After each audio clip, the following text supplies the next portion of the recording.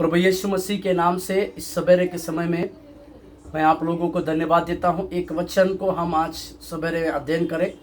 कुलुस्सियों का पत्री उसके पहले अध्याय उसकी 11वें वाक्य में, कुलुस्सियों का पत्री उसके पहले अध्याय के 11वें वाक्य में जहाँ पर लिखा हुआ है, उसकी महिमा की शक्ति के अनुसार सब प्रकार की सामर्थ्य से बलवंत होते जाओ, यहाँ तक कि आनंद के साथ हर प्रकार से धीरज और सहनशीलता दिखा सको।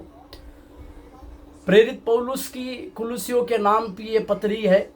उस पत्री में पौलुस धन्यवाद और प्रार्थना की बातों के साथ साथ उन कलीसिया को दृढ़ करने के लिए परमेश्वर की ओर से कई प्रकार की बातों को कहते हुए वो अपने जीवन की कुछ बातों को रखता है। उसमें सबसे पहली बात वो इस प्रकार से कहता है, उसकी महिमा की शक्ति के अनुसार।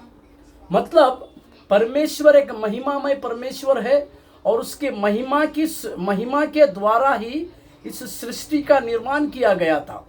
और वो इतना महिमामय परमेश्वर है कि उसने अपने शब्द के द्वारा इस प्रकार की सारी सृष्टि की रचना की बोलकर आप और हम देखते हैं।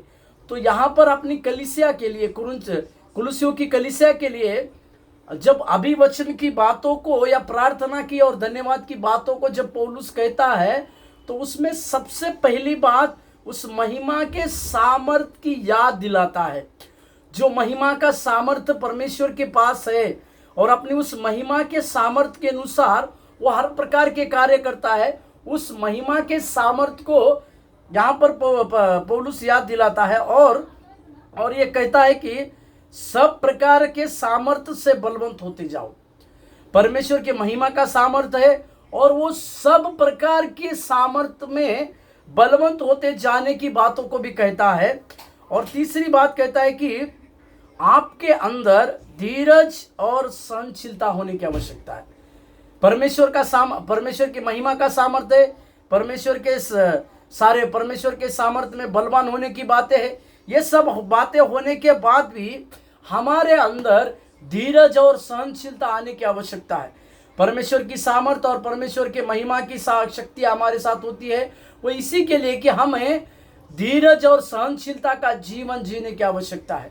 इसी प्रकार के धीरज और सहनशीलता के जीवन के लिए जब हम अपने आप को सौंपेंगे तो परमेश्वर हमारे जीवन में बहुतायत से कार्य जरूर करेंगे। प्रभु आपको आशीष देने पाए। धन्यवाद।